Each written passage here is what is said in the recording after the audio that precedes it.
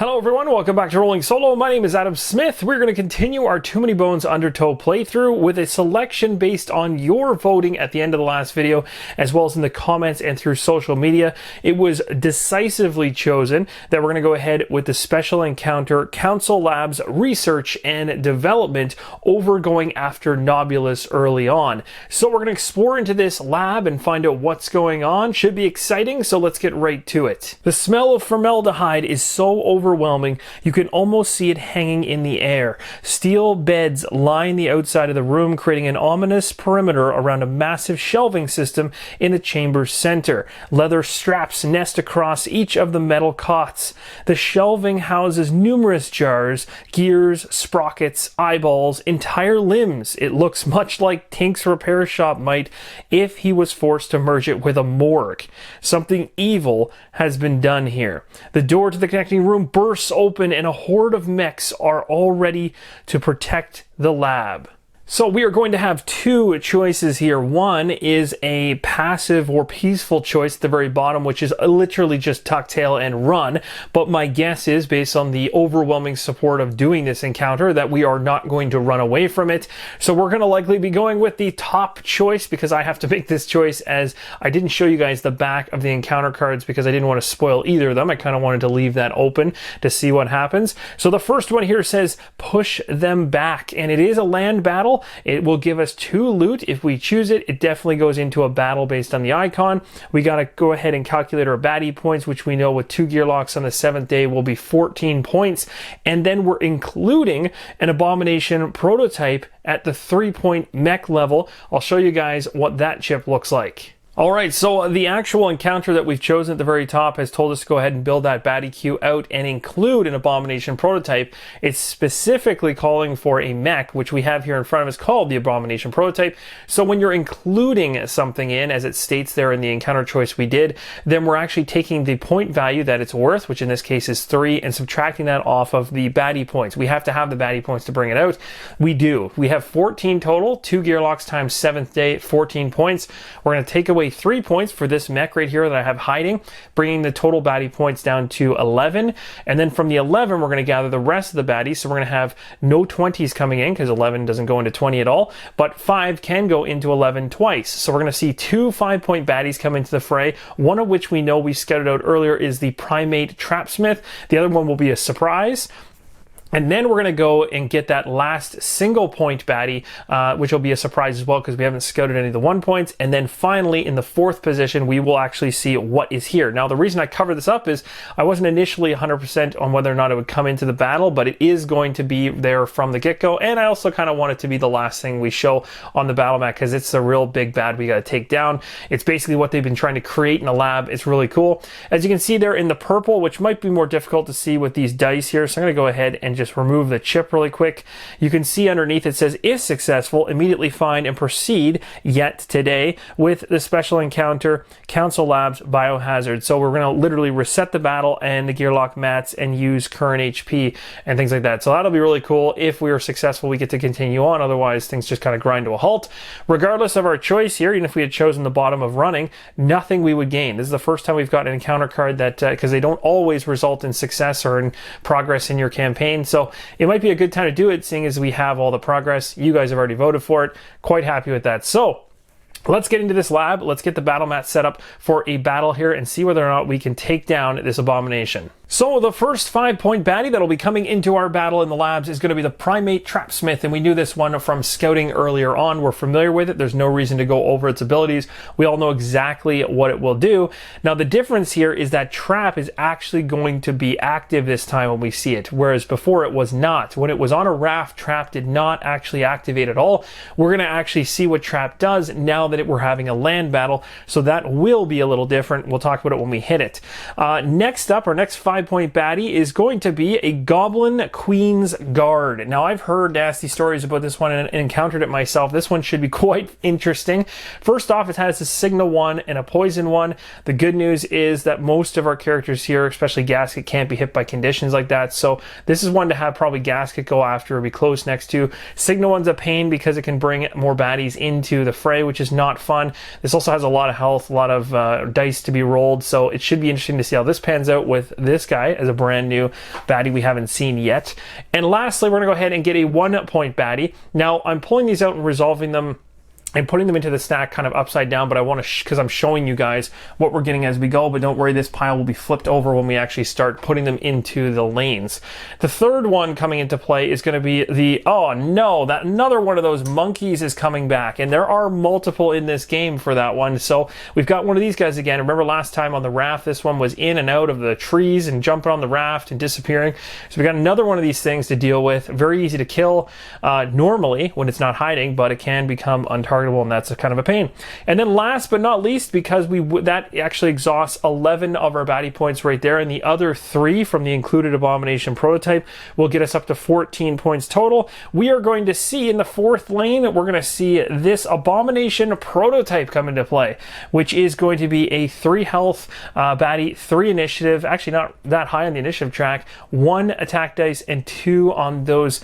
We have that special symbol again coming up with the shields where they're going to be gaining those shields. Let's see if that's the common thread across these. No, so it's the only one this time around that's going to be gaining those shields. All right, so we now have all 3 of the initial baddies into their placed areas. 2 are melee, so lane number 1 and 2, and then of course we got that little monkey sitting up in the top left hand corner at range in the back there.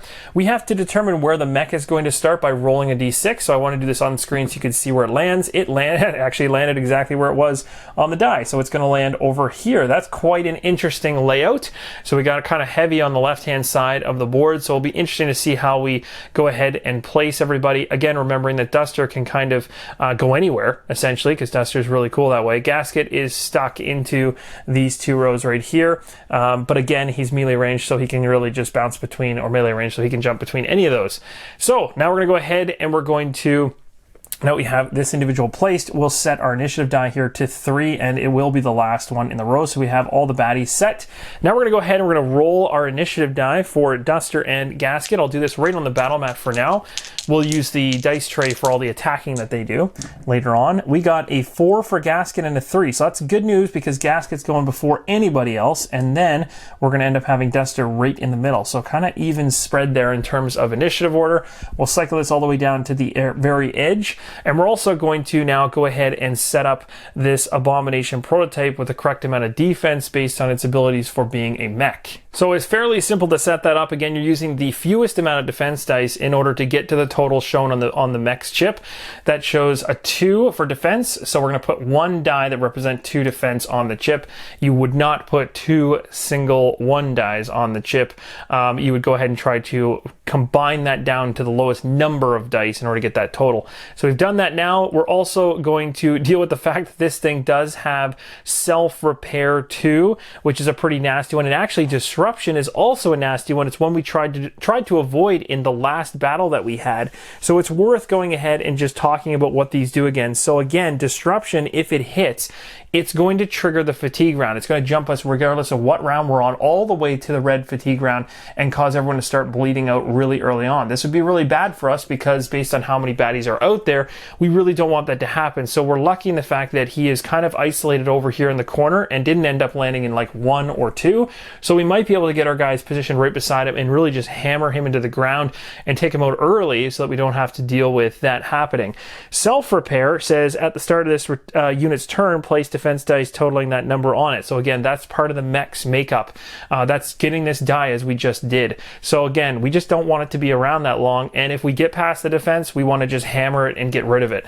So that's going to be my goal going into this one. We're now going to place our Gearlocs onto the mat. We kind of have a strategy as to who we're going after first, but one thing I want to mention is trap. We ignored this completely in the last time we saw this baddie because we were on a raft, but trap says during land encounters only, the first Gearloc to enter the battle mat must roll a d6.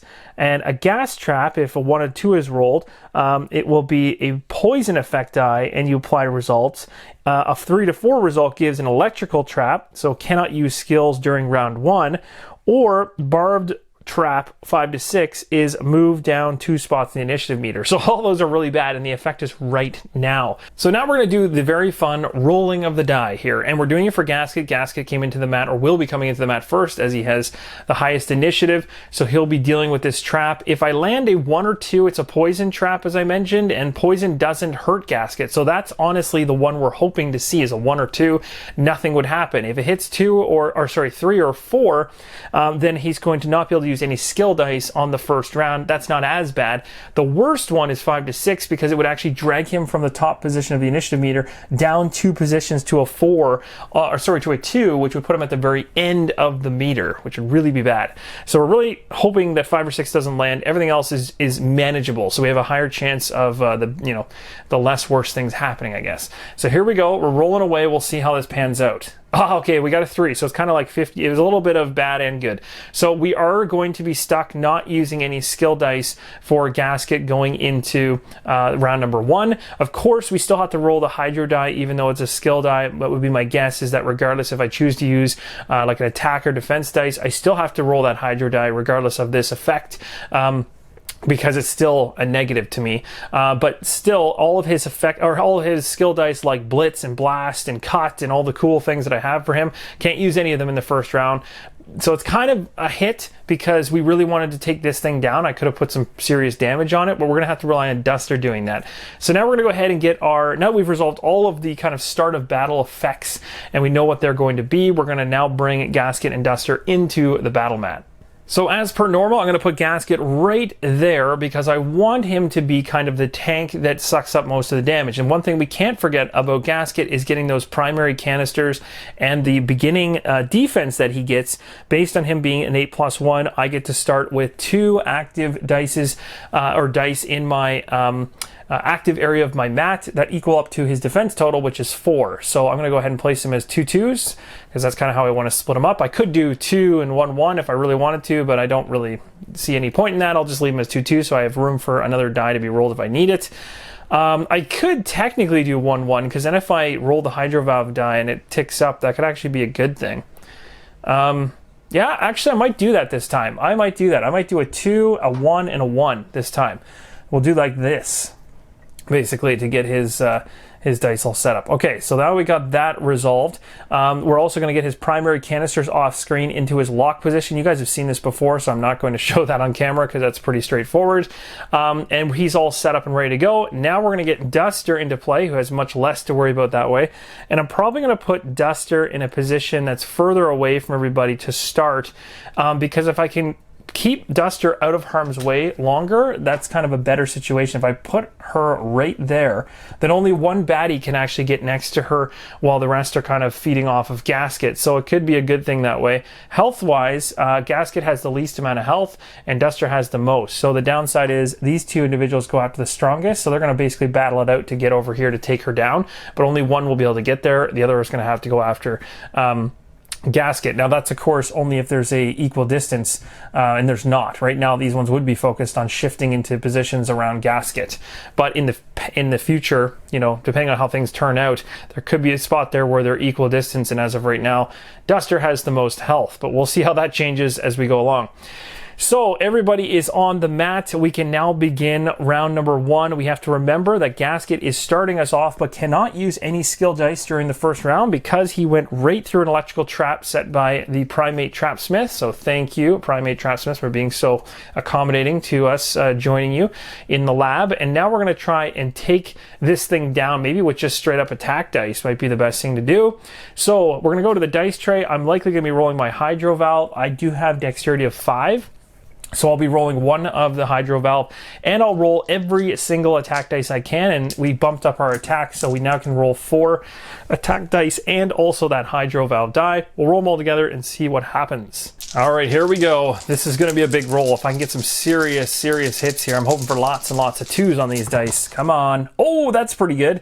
So we got ourselves a 2, a 2, a 1, and a 1, and a hydro drop there. So we're going to have to spend some hydro. So I'm going to tick that down off screen. So my hydro from the primary canister is going to drop down to 4. I'm okay with that. Again, I could negate it or change it if I wanted to discard a loot, but I'm choosing not to. Gonna go ahead and put 6 damage up against this thing and see whether or not that takes it out. I think it actually does. Well done, Gasket. You've done it again. You've gone ahead and just wiped someone clear off the board with your crazy attack dice. So the defense here is absolutely useless up against 6, so that's destroyed. And then he only has 3 damage after that, and that's not enough to handle the amount that's coming at him, which is still 4. So we have gone ahead and destroyed the Abomination prototype before it even had a chance to do anything. So Gasket was obviously extremely upset walking into that lab and seeing all the dismembered limbs and what had gone on, got super mad and took it all out on that prototype in short work. So that was crazy. You got a really good roll there too. It didn't really need much. We only needed 5 really to take it down. And when you're rolling 4 attack dice, decent odds. Now the crazy thing was I didn't roll any bones. That actually happens quite a bit with Gasket. So we did get lucky there, I'd say, because we definitely probably should have seen some bones and it just didn't happen. But now we don't have to deal with self-repair, and we also don't have to deal with the disruption. And now Duster doesn't have to even be down there anymore. So I might be able to put Duster in a more in a position that actually is a little more useful. So we'll take this baddie, remove it from play. And we're going to go ahead and continue on. As Gasket's turn is done, I've already ticked down the hydro amount from his lock dice by 1 to resolve the hydro die. And now the first turn for Gasket's over. So the electrical attack or trap that was put on him is now over. So I can use skill dice going forward with Gasket. Quite happy with 4 defense too. So a really good turn all around. And we're going to move on to the next baddie. The next baddie will be the blue baddie initiating. And that is going to be our primate Trapsmith, who set that electrical trap in the first place. All right, so our blue primate is going to go ahead and activate this guy right here. So trap does nothing because trap is only the first Gearloc. It's only talking about when Gearlocs enter the battle mat, so that's already happened. And in this particular case, we still have blind strike, which will still affect any unit that's orthogonally adjacent to him. And currently none of our Gearlocs are, but this goblin Queen's Guard is and has no defense on it at all. So it takes a hit, which is fantastic because we're trying to get rid of this thing really quick. We might have a chance of getting rid of it. That actually helped because Duster goes before this purple baddie. And the reason is it has signal 1. It will try to call more baddies in. So that's probably the next one we want to go after, is to prevent more baddies from coming in, because we can potentially get through this battle quite quickly if things go our way. And I say that if we get lucky as well. So what we're going to do is we're going to have to decide now, based on this baddie, where this baddie's going to go. It's not equal distance between the two, so we don't need to worry about the targeting. It's either going to go here or here, and we have to decide which of those two makes the most sense for us. Now, I think moving it just to the west there would make the most sense, so just above Gasket. It would cause the monkey who have to take the long way around to get it to anybody, and also this individual would end up still targeting Gasket later and landing here. So everyone would be around Gasket, leaving Duster completely open to really just go after whoever she wants, which would be this one, because it would be here. So that could actually work out pretty good. So I'm going to go ahead and I'm going to shift him here because I do have the choice in that scenario. So I'm going to put him there. And he is now moved into position, and he will go ahead now and make an attack against Gasket. He's rolling 3 attack dice, which is quite a bit. But remember, I have 4 active defense on Gasket, so that's good. And he's going to roll a defensive die, which is going to give him the ability to, kind of get prepared for what is likely to come from Gasket later on, which is a nice smack. So let's go ahead. We're going to roll these on the battle mat. So for baddie rolls, I'm going to do them on the battle mat, and for our Gearloc rolls, we'll do them in the dice tray, and that way it'll speed things up as well. So we're going to go here, 1 defense die, 3 attack dice. This is all coming against Gasket. We're hoping we can handle this hit. Here we go. So we got ourselves a bone. That's good. So no defense going on top of him right now. And he only landed 1s. So really not that bad. We can easily just take 2 active defense die from Gasket, and boom, that is a wash. So nothing done there. Gasket still has 1 in his active area. Perfect. So we're now going to go over here to the next baddie in row, which is going to be that monkey way up there who needs to get next to somebody. The monkey is ranged, and so I did forget that actually when I was explaining it 2 seconds ago, and I thought the monkey would move to here, but I just remembered he's ranged. He's not moving anywhere because he can target anybody. So that makes things a lot more interesting. But the good news is, regardless of the fact that he's not moving anywhere, he's still going after the weakest Gearloc, and that's still going to be Gasket, because Gasket's 1 health less than Duster. So this attack is going to come after Gasket from distance, and I'll just go ahead and lift this up just a bit so you can see a little better. He's rolling the 1 attack die and 1 defense die. Of course, if he gets a bone, he becomes untargetable and just goes into that annoying stance of disappearing on us. And this is probably going to be the one we focus on last because of that situation happening. We'll see how it goes. So here we go with the ranged attack from the monkey on Gasket, and there it is. Sure enough, doesn't matter, any single time I roll a die with this guy, he always manages to go untargetable, so that's kind of hilarious. And he also shielded himself up, but the good news is no damage done to Gasket. Gasket still has the 1 active defense die. That one is done, and now we can move to Duster. Alright, so Duster starting us off. We're going to go ahead and likely use Jungle Spear. And we got a card here that says, anytime on your turn, roll 2 attack dice and deal combined damage to any non-adjacent unit, does not cost any dex. So we're going to use this against this guy to attempt to stop, or at least deplete health. We can't actually kill it, I don't think. No, it's not even possible. We have 5 health left on it. The best we can roll on 2 attack dice is 2 2s, so that would be 4 damage. But it gives us a shot, if we get super lucky, to have enough dex with Duster with 4 to go 1 2 3 and then roll 1 attack die against it. So I mean, at least if we can get a 2 and a 1 or a 2 and a 2, we're sitting at a good chance to take it down. Super risky, but worth it, because at the end of the day, we're at least doing damage to the most annoying one for sure. The poison will certainly hurt us because it can actually affect Duster, but at least then we have baddies being controlled by each of our Gearlocs. I think that's relatively safe. Plus, if we take a hit from Duster at some point, the great news is we can actually bring Nightshade into play, and that can actually help with getting rid of this insane individual in the back here, potentially at some point. So we're going to roll for this Jungle Spear. We're throwing it, and we're going to try to hit the Goblin Queen's Guard when it's not paying attention. Here's hoping for some good numbers. Okay, so not a phenomenal roll there for sure, but we did hit for 2, and remember, it doesn't have any defense. It hasn't had a chance to roll defense. That's another reason why I'm hitting it as much as I can before you know, it's able to actually get some defense to kind of slow things down, but that's pretty much that. That was not exactly the highest roll. I was hoping for at least a 2 and a 1. So now things change, because really trying to run up against it and just hit it for 1, I mean, it's still kind of worth it because it doesn't have defense. There's not much else I could do here. And of course, going after this baddie makes absolutely no sense, because there's no chance I'm going to actually be able to hit it enough to make it worthwhile. So maybe it does make sense to get Duster over here. So we'll go ahead and do that. We'll move Duster all the way over here for 3 dex, and we'll just simply roll 1 die. Now, what I'm a little scared about here is I'm realizing that Duster doesn't have that much health, and this thing rolls 3 when it activates, and it activates next. And you could imagine that the average roll on 3 attack dice is likely 3 damage, which is almost all of Duster's health. So the question becomes, instead of rolling an attack die, do I roll a defense die and maybe not worry about trying to get all the way over there just yet? So maybe sit back here, and if I'm here and this one activates 1 2 or 1 2 3, it'll actually move for me right away. So why bother wasting the dex to get close to it when it's going to move over here anyway, and I only have to move 1 dex next turn to do something against it? So that makes more sense. Let's stay where we are. We can roll up to 2 defensive dice, so that's worthwhile to see if something good happens there.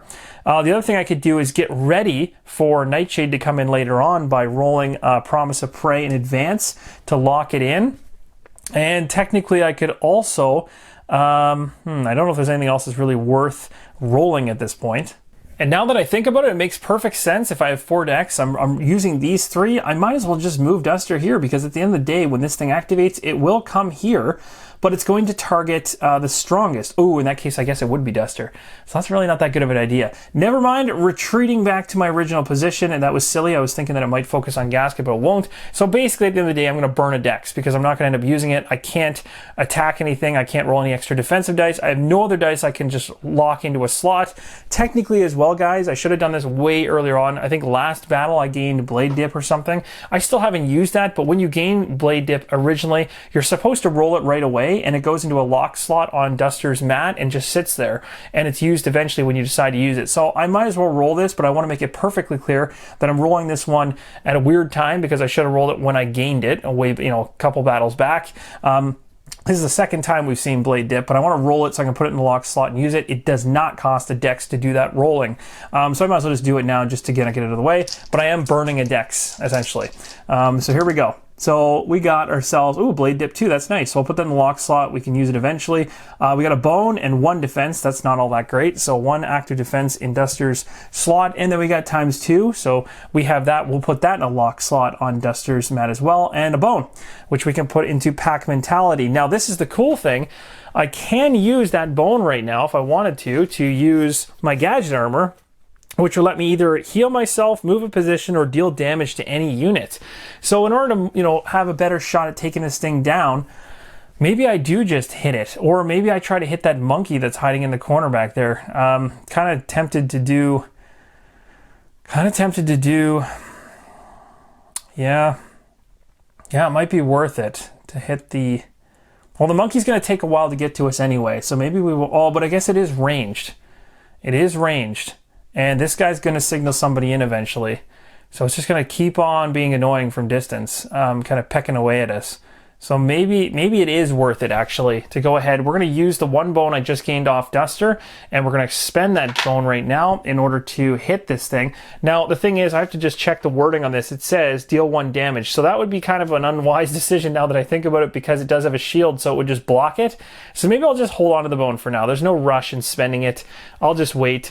We'll leave it as is, but that's going to end Duster's turn. So we're now going to go ahead and activate the Goblin Queen's Guard, who we know is going to have some abilities here we're going to have to trigger, as well as some movement and attacking. So let's get right to it. So signal 1 at the very beginning, guys, of this round is going to trigger based on Goblin Queen Guard, and that's going to signal 1 lesser baddie in, because it has a 1 there. 1 lesser baddie. When it says lesser, it means based on the baddie points in the back. So this thing is a 5. It's going to actually call in a 1-point baddie. Now, we already killed a baddie off the mat, so there is a slot for another baddie to come in lane number 4, but it does not come into that lane until the end of the round, which is, happens to be coming up extremely soon anyway. So I might as well go ahead quickly and show you guys the baddie that's coming in. We are going to be having, oh, look at that, the Goblin Queen's Guard happened to call in a Goblin Mutant. How thematic that is. So that guy will be coming in, but just not yet. So we'll put him off screen, and once we get through the round 1, then it will enter into the battle. We'll have another guy to deal with. So for now, this individual is going to figure out its target from here. 1, 2, 3 spaces to get to it. 1, 2, 3, 4. So we know that essentially I shouldn't be counting the space that they're in. It's really just 1, 2, or 1, 2, 3. So we know it's going to head towards the closest Gearloc in play, which will be Gasket, which works out perfect because it's going to try to poison, because poison says set or reset poison effect die on a target to that number. Target takes true damage equal to effect die at the start of the turn.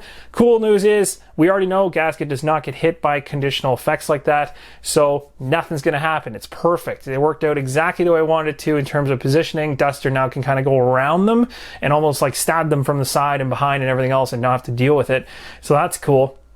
And that's currently, as long as I stay, either here or here, I'm safe, because this thing won't change positions or change its aggression until until we're equal distance. If I'm here or here, based on our current health, it'd be bad. But anyway, we're not there yet, so that's fine. So he is there. He's going to make an attack. It's going to be 3 dice, which are 3 attack dice, plus a defensive die. It's the first time this thing is attacking. Gasket only has 1 active dice, so this is going to be interesting to see how this pans out. Actually, it was pretty perfect. So 1 defense is going to go on him. The bone is nothing for him. 2 attack comes across. 1 is blocked by Gasket, and Gasket actually takes a point of damage. Now, this is a little interesting here, because this is where this could be the round. Potentially, I could see this particular battle. I shouldn't say round.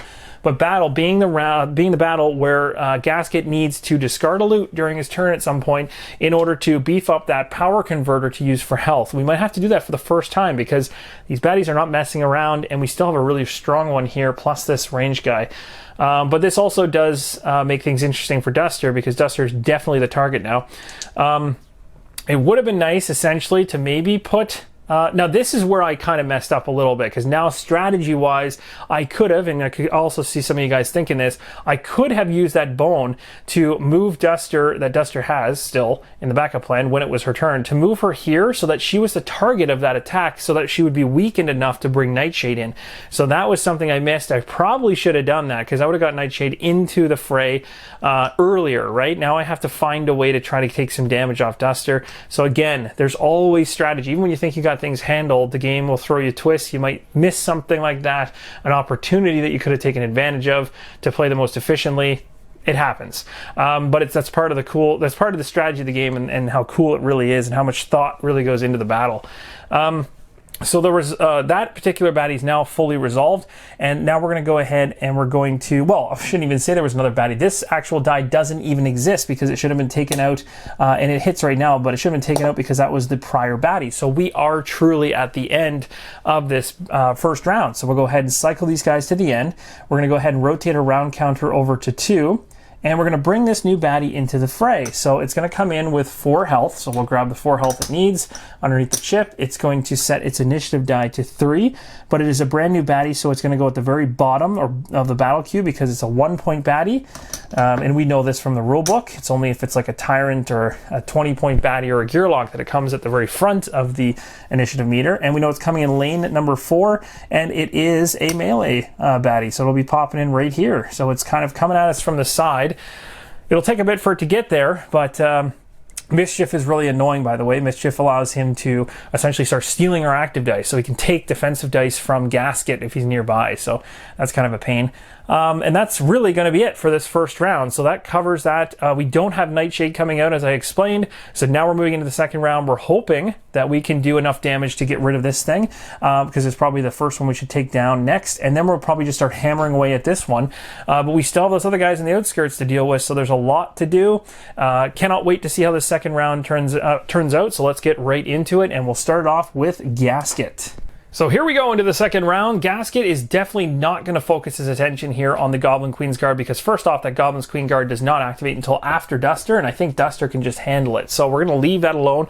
Gasket's going to focus mainly on this guy, but we also don't want to ignore the fact we have no active defense on Gasket right now. So what I'm going to do is, the power converter says that it starts on Gasket's mat in slot 16, which it has the entire time we've ever played with him, at a value of 0. Once charged, by discarding a loot to set the die to max, this can be used anytime during Gasket's turn to heal 1 HP. That means over and over and over in the same turn. Each time it's used, you decrease the power converter by 1. So I am going to, I think this is going to be the battle where I want to use it. So I'm going to go ahead and actually burn this Spider Silk card in order to, the one that I still can't pronounce even if I tried to. I'm going to burn that card, and I'm going to up my power converter to 3 and then immediately shift it down to 2 in order to get 1 health back on Gasket, so that I'm not so close to death. If I take enough damage through defense and I don't have enough health to take that, to take the damage, then I could risk losing Gasket. It's not worth it for me. So we do have 2 more HP that I can use later on to heal up. And again, guys, that's not a dex. That does not cost a dex to do, which is cool. So that's the reason why I'm doing it right now. Next up, we're going to go ahead and decide how we're rolling our 5 decks for, because I'm not moving anywhere. I'm stuck. I can't go anywhere with Gasket anyway. I can't forcibly go into any of these positions over here. I'm stuck exactly where I am. So I'm going to roll 2 attack dice, 2 defensive die, and then of course the Hydro Valve die I have to roll, so I can attack as this is my target, rolling to get some defense and also put some damage on somebody, again leaving the Goblin Queen for Duster to finish off. So let's go to the dice tray and see how Gasket's rolling goes. Question of the day is whether or not this is going to be a good roll or a bad roll. Wow, that was interesting. Okay, wow, there's a lot going on there. So first off, we got ourselves a defensive die. We got a decent attack die, thank goodness, because we got a bone there. Lots of bones to resolve, including one which triggers everything. So we're going to have to go ahead here, slot all these in, and figure out what we're going to do. So this actually doesn't work out too bad. First off, we'll slot in our bones here. We know we're resolving our roll right now, so we're putting in our bones. There's 2 of them. This green bone has to be resolved right away, and as we learned earlier, and I didn't do this in prior games successfully, but it forces you to go ahead and actually use your backup plan. So I'm going to be basically putting it in, but forced to then immediately use it for whatever it's at, which is the dehumidifier. Now, I also don't have any discardable loot cards anymore because I bumped up my power converter for health, So I can't forcibly change this to anything else. I have to do whatever the dehumidifier does. And that particular backup plan states that Gasket gains a single point of hydro, which works out pretty good because I've already expended one, so really now I'm at full. That wasn't bad. And also adds or increases a defense die by 1. And I rolled a defense die of 1, so this is already in here, and I'm just going to go ahead and simply tick it up to 2. So that's pretty straightforward. And then, of course, we now resolve this attack. And so we're going to go ahead and hit 2 points of damage off of that primate that it targeted. And the primate never saw it coming, those 2 hits, which is fantastic. So dropping it down to a total of 4 chips on that one that we have to take out now. So getting closer to taking it down, and that is going to fully resolve Gasket's turn. All the bones now come out of the backup plan that I used, including the Hydro Vial die, which goes just back into the prep area to be rolled again later on. We are now done with Gasket's turn, and we're going to move on to the blue baddie, which is now going to go ahead and activate. Now, this is the most hilarious thing, guys, of this particular round, because this blue baddie here just got hit, and then it's going to go ahead and blind strike. Now, technically, right now, because we played this perfectly, Gasket has 3 health, and so does this monkey. But the monkey is untargetable. So, in other words, targeted attacks, which is the norm attacks of rolling attack dice, he can't be hit by. But he can be hit by a blind strike, and when there's a tie, it's player's preference as to who gets hit. So, I mean, it's obviously going to be that monkey. So he's going to stab into the trees and hit that monkey for 1. This again worked right into my plan of trying to use the baddies against themselves to help us out. So they're in perfect position right now because this guy will not leave with Gasket right here, and this monkey won't leave because it's ranged. So it's going to just continually start hitting him. Now, the only reason it will change now is that Gasket has more health. So going forward, the blind strike would actually go ahead and target the other individual that's there, which would be Gasket in this case, going forward. So now the primate's simply going to attack me, and it's going to attack Gasket. So 3 attack dice going up against Gasket. I'm a little scared here because I only have 2 active defense dice. This could hurt a lot, so we got to see how this pans out. But let's see. Let's hope for lots of bones. Lots of bones.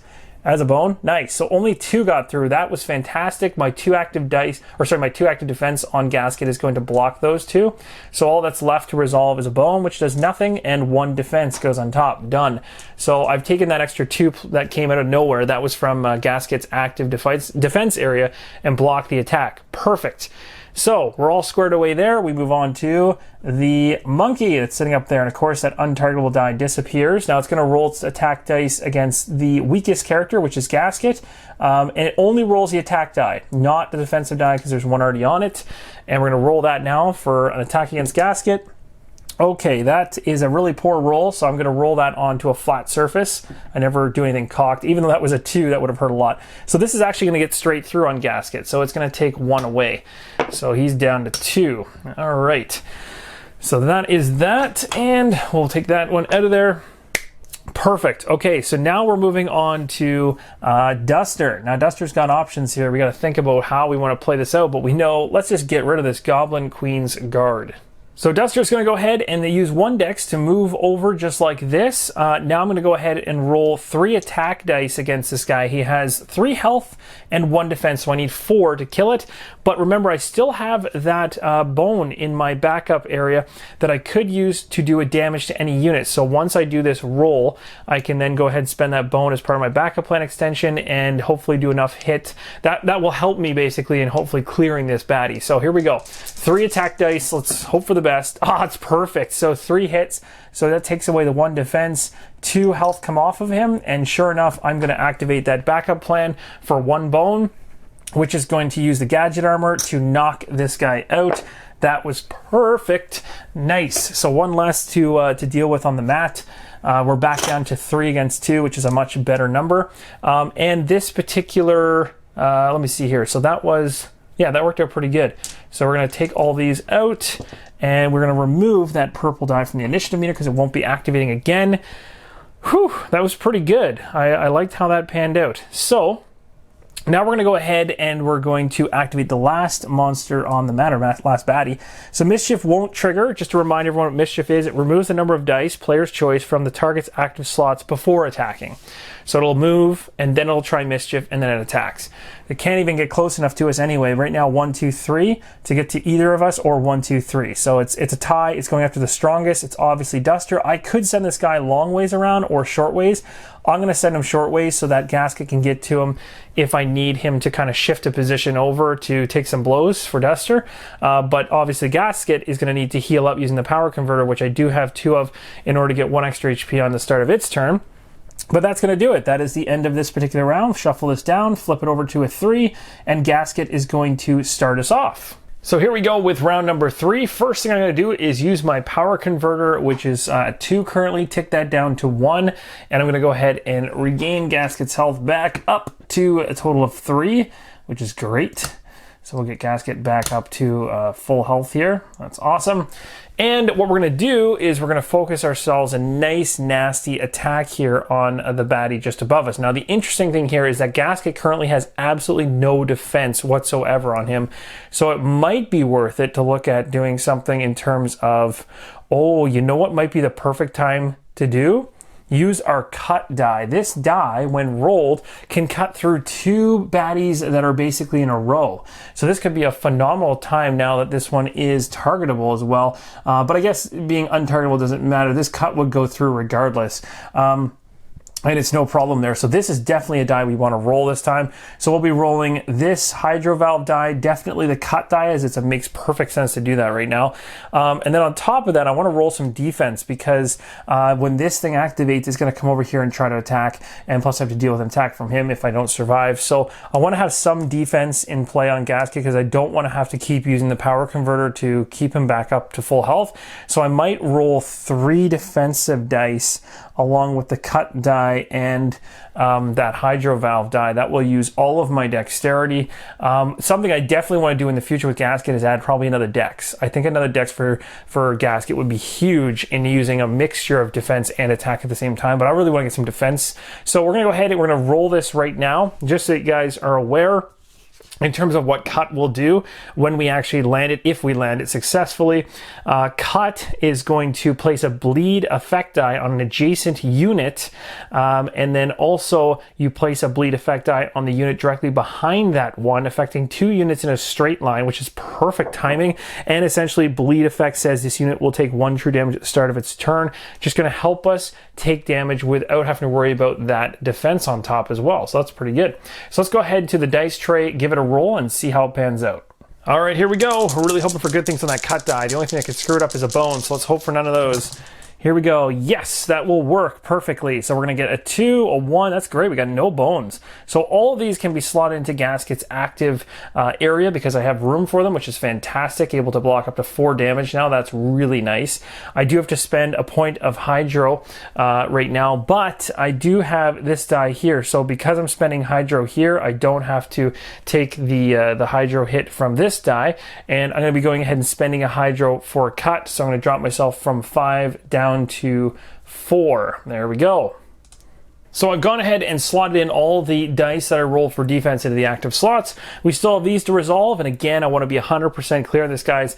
Basically, this die, when it lands on this side, when you do not use hydro on your turn, you then go ahead and spend 1 hydro when you get that face. Now, in this case, I'm going to go ahead and choose to cut, and because I'm spending hydro to cut, I've already depleted my primary canister from 5 down to 4, and so I don't have to lose another hydro in this case. That's something to be very, very much aware of. On the back of Gasket's reference sheet, the hydro valve die is an instant die, and it says at the end of your turn, lose or reduce by 1 a hydro if you did not spend 1 this turn. And I did spend 1 with cut, so I'm not going to have to bleed out that extra hydro. In some cases I do, because I'll roll this die along with a whole bunch of defense and attack, and there's no other hydro being spent, so then I have to go ahead and spend a hydro. So hopefully that makes sense. We're going to now go ahead and put cut into play. So we know when we roll cut, it's instant. We place a bleed effect die on the adjacent targeted unit we actually targeted, and directly behind that one as well. So we're going to go ahead onto the battle mat here and add those bleed effects. So that actually works out quite nicely. So we're going to go ahead and place a bleed effect on this annoying monkey as well as a bleed effect on this primate. Going to really help us out with that cut ability. So that was well worth it. Again, remember, Gasket's dice or skill dice are never exhausted. So I actually get this back into his skill area. I can use it again later if I feel. And that's going to do it for Gasket's turn. I healed. I used all of my decks. We're now done. We'll go ahead and activate the blue enemy right now, which you can see based on this particular bleed is going to take true damage that he cannot block when he starts his turn, so slowly whittling away, and that stays on him. Now there is something here I want to retroactively take back because I'm a little silly and I forgot to do this because I wanted to show you guys how cool this would end up turning out. But basically I just lost that health from the bleed. I didn't actually want to go ahead and heal Gasket, and I did anyway just because of force of habit. The reason I didn't want to is because right after Gasket goes, this blue guy goes and does his blind strike 1, which hits both of us if we're at the same health. Otherwise it would hit Gasket because Gasket's now at 3. So I didn't want to actually go ahead and use that power converter when I did on my turn. That was a mistake on my part, and just instead of basically doing that by habit, using it to get myself back into full health, I'd forgotten the reason why I wanted to leave him at 2, and it's for that blind strike. So if I leave it just like this, Gasket is and I'm going to do that just because Gasket literally went before him and it was just a slip up. But Gasket's now even in terms of health to the monkey, and the monkey now is actually going to be the chosen one. I'm going to choose to have Blind Strike hit. So Blind Strike is going to go through here and take a smack against that monkey, which is not going to be able to do anything about it, sadly, which is fantastic. Now the one question I'm going to have to double check on is whether it takes away his defense or the health. And based on the wording here for Blind Strike, it actually does damage to the strongest adjacent unit. So in this case, the health actually wouldn't disappear. It would be the defensive die. It would be able to try to block that hit. So the monkey doesn't actually lose that health, but still it takes away the defensive die, which is good. And now it's going to go ahead, because trap will not activate, that happens at the beginning. It's going to go ahead and roll some dice, but it only rolls 3 attack dice as it already has a defense die on it. Its target is going to be Gasket. So let's get those dice ready. So 3 attack dice coming against Gasket. Gasket has 4 active defense dice right now. So here we go. All right, so a hit for 3, which is really harsh. The bone does nothing, and I can actually block all that up with the 2 and the 1. It's leaving me with 1 defensive die behind in my active slot, but I didn't take any damage, which is good news. So that is the finishing blow there for the blue baddie, and now the yellow one is going to go, and when the yellow one triggers, which happens to have bleed on it, it will lose 1 health, leaving it with 1 health remaining, which is great. So this thing's going to take care of itself in another round. It will just die off, even if it happens to be untargetable. It's going to roll a defensive die and attack die, and it does attack from range, and it is going after the weakest character, so it will be actually targeting Gasket again. So we're going to roll the defensive die and attack die for this one, because both of them are not, well, the defensive die is not in use. So there we go, a bone, so no defense, but the attack actually does happen and hits Gasket, who's going to use the last defense it has to block it. So now I have no defense on Gasket again, so that's dangerous, but nothing happened that way, and it's ranged, so he stayed put where he was. Now we're going to go ahead and activate Duster. Duster's got decisions to make in terms of where she should position herself or whether she should get ready for an attack. I have some options here with Duster, but Duster again still has full health. So we still haven't seen Nightshade come in just yet, and it would have been really handy to get Nightshade in, and it still just hasn't worked out yet. But Duster will likely be targeting this guy right here. All right, so what I really don't want to happen is I don't want Gasket to take the brunt of things. I'd rather have Duster take a hit here in order to get Nightshade in. So I'm going to actually use 1 dex to have Duster move like this, right in between them, kind of blocking the way and becoming the target here. But also I'm going to go ahead and use Blade Dip, which is already a die that's sitting in my locked area that I rolled earlier, and it's sitting at 2. I can actually count this down to 1, and what that's going to do is it's going to basically put poison on my attack dice this round. And I'm going to roll 3 attack dice, and I'm going to roll 1 defensive die because Duster has a current top dexterity of 5. I've already spent 1 to move, 3 attack dice, and 1 defense will exhaust all of it. The Blade Dip is completely free, and it sits up as a locked die. So the Blade Dip now is going to enhance these 3 dice. So when I roll them, I have a chance, a really good chance, to potentially get 3 poison on this particular character if I land good, successful results when I attack. So we're going to go ahead now and roll these in the dice tray and hope for the best. Now, a nice reminder as well, guys, with the blade dip is that if I roll any bones on the attacking dice, then I negate the poison. So it's kind of a risk, right? The more dice you put in, the better chance you have to get a higher value on the poison when it poisons.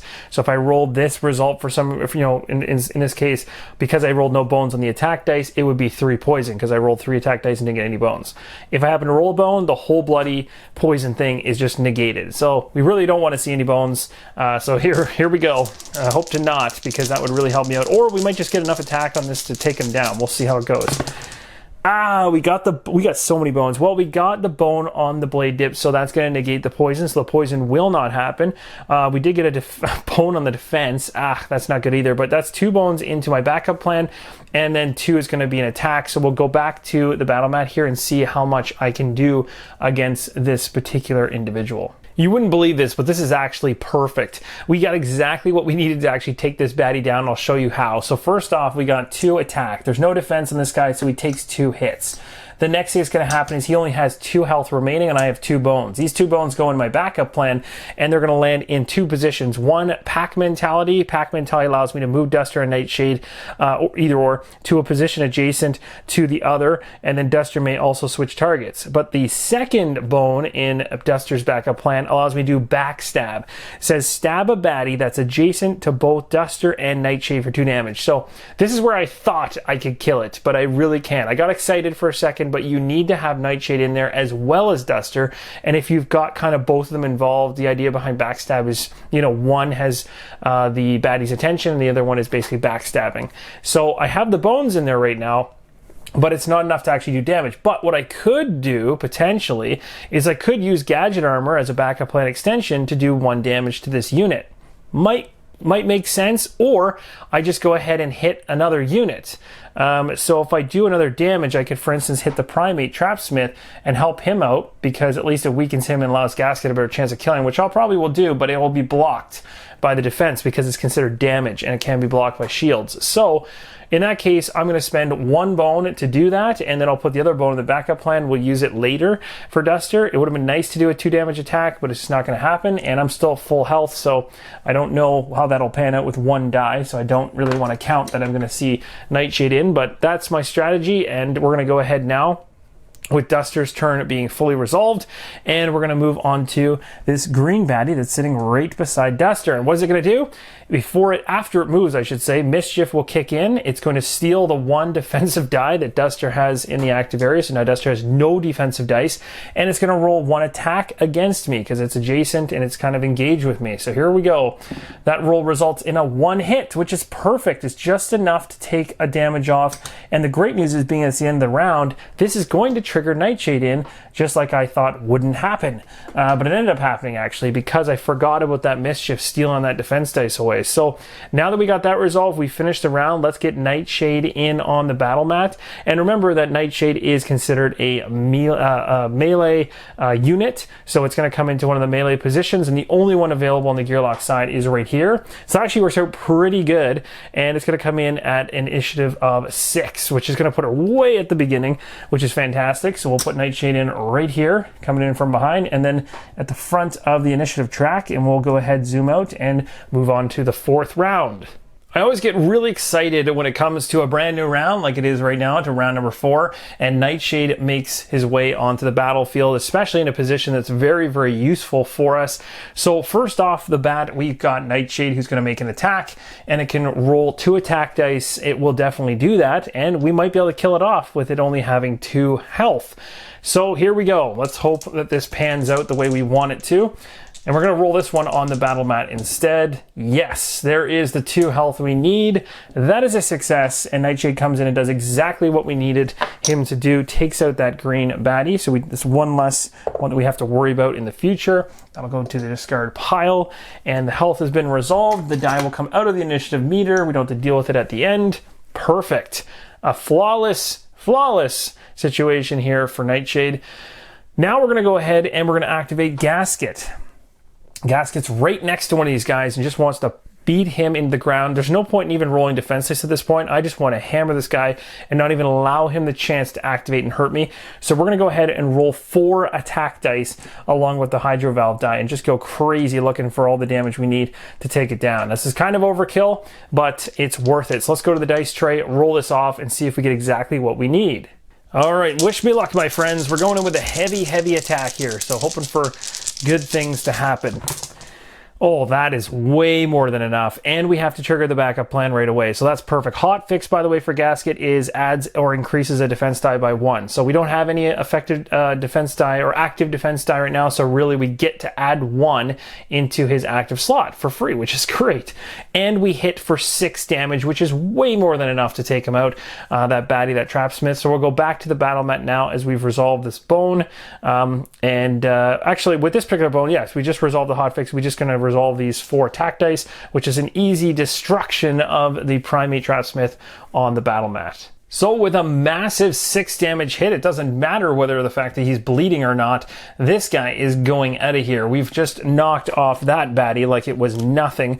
So we're down to just 1 baddie, the one that always seems to linger in the background. And you know what the funny thing is? The second it activates, it's going to die, guys. So we've literally had everything work out perfectly in this round to take out 3 baddies and win it, which is awesome. So we've resolved all of this. Now what's going to happen is we're going to move right here where we're going to activate. Oh, and sorry, just before we do this, my mistake. I do want to use the power converter on Gasket because Gasket does have 2 health, and I want to get him up to. So I'm going to use his power converter from 2 to 1 to get that health chip underneath Gasket, so he's full health now because that blind strike is no longer part of the equation, and I'd rather be at full health. And then now we're going to go ahead and trigger off that particular monkey, which is going to trigger next, and it is bleeding, so it takes a true damage, knocking it out. And just like that, we have completely cleared that lab. Awesome stuff, guys. Look at this. So happy about that. All right, so we're going to head back to the encounter card. We're going to bring our guys... well, actually, let's head back to the encounter card, read it, what it says, because I believe there might be a continuation going on here with this special encounter. So after our very successful first encounter into the Council Labs, we chose the top choice, which is going to give us 2 loot for each of our Gearlocs, which is great. We'll draw those in a second. One thing to be very aware of with this particular one is it's very different and handled differently than the end of most encounters. It's a special encounter in this case, and this one says at the very top in the purple text, if successful, immediately find and proceed. That means go right ahead with the next encounter card, yet today, meaning don't go ahead and change today. Do not go to the, applying training points or anything. Well, we don't get any training points anyway. We only get loot. Don't go to the recovery phase. We literally jump right into the next encounter as is. Crazy, hey? So it does say here that we're going to reset the battle mat, which we will do, and I'll do this off camera, and the Gearloc mats. And when it says Gearloc mats, it means reset them. So reset them as if you're going into a fresh battle. That means all of your exhausted skill dice come back. All of your active dice are wiped away. Lock dice refresh for things like gaskets, canisters, all that stuff. Basically set up for a regular battle from the get-go, and use your current HP. And that's the tough part. If you weren't managing your HP correctly, then you're going in with less HP to the next one. The good news is we're going in with only 1 HP lost from both of our characters, and that one was on Duster.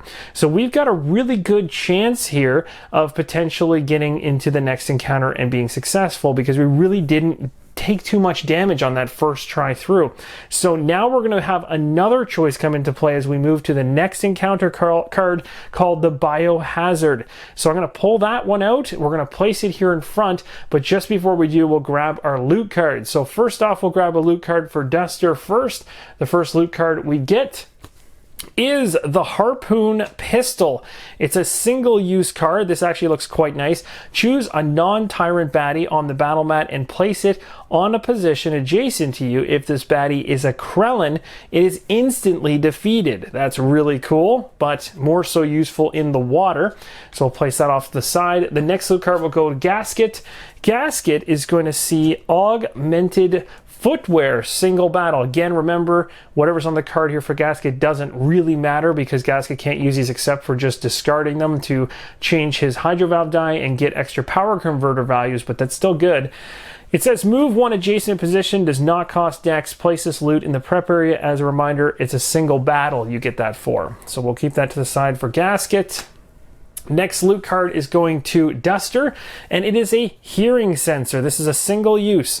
It says reveal the top 2 cards of the encounter deck, place back on top of the deck in any order. Okay, so basically you're able to manipulate anything within the encounter deck. Now this is perfect because, just so you guys are aware, currently this is Duster's 5th loot card. My max amount of loot cards I can have on a character is 5. As soon as you get to 5, you immediately have to discard one in that situation. So right now, that's that kind of situation. We already have 4. We just gained hearing sensor.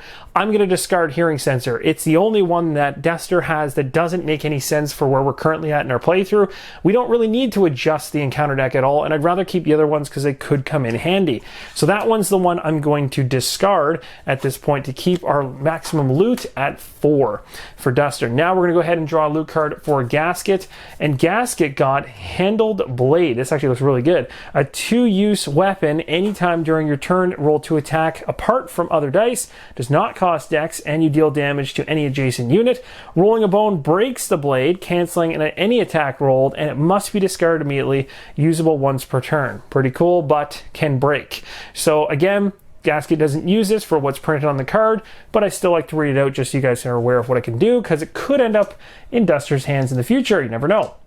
That is the resolution fully of this top section. We're now going to move to the next special encounter card in this offshoot side story we got going here that you guys sent me down. I don't know what you're doing to me here, but we are going to go down to the next one, which is called Biohazard. Let me grab it, we'll read it, flip it over, and see what we have for choices. And here we go, Council Labs Biohazard. Clang. The lab is so dark that even the light of a torch seems to be swallowed. The loud noises are enough to make one's stomach drop through the floor. Clang. It's hard to see anything, just occasional flashes of metal reflecting the torch. Clang. The noise the thing or things is making is terrifying. The torch catches a glimpse of an ape, or is it a goblin? Then it reappears as a kobold. In the dark, it is impossible to tell if a single unspeakable something is preparing to attack, or if the room is full of angry monstrosities. And here is the back of the card. We got choice number 1 at the top, which will result in a battle, and the second one is a passive or peaceful encounter choice. Both of them have to do with land. The top left-hand icon is just for Undertow, that skull in the top left-hand corner. We got loot here involved with the top choice, progress points with the bottom choice. We don't need any more progress points, so technically I can kind of see where you guys are likely going to be pushing us in this direction here. So first off, based on the fact we didn't do too bad through the first one, my guess is that you guys want to see more of what this Council Labs has to offer, based on the fact we were so successful getting through the first one. So I'm going to leave this up to you regardless. We don't have to go any further with this. We could jump out and we could try to go straight after Nobulous. It's totally up to you. I'm bringing it back to you guys again in another vote. Should we go after Nobulous, or should we continue to explore the Council Labs and see what happens? Now you can see right here that if we choose the first one, it says what the heck is down here. Our baddie point total will be 14. We're including, that's very important, 2 mechs. That means it will take away those values from the baddie points. So that's 2 mechs are 3 points each. So 6 points is deducted from the 14 points, meaning that we'll have 8 left over. 5 goes into 8, and then we'd end up having 3 1s. So just so you guys are aware as to what would happen there, we would have a 5, 3 1s, which is enough to fill all 4 lanes, and then we have 2 mechs come in after the first 2 lanes are cleared.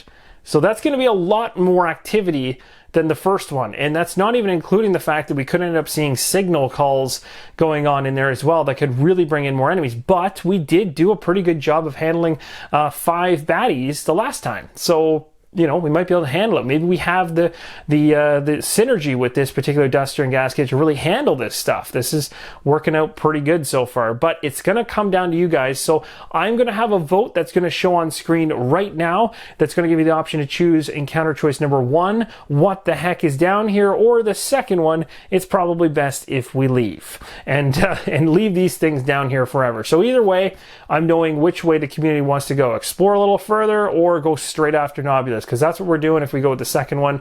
If the first one, we're just going to continue exploring what this lab has to offer.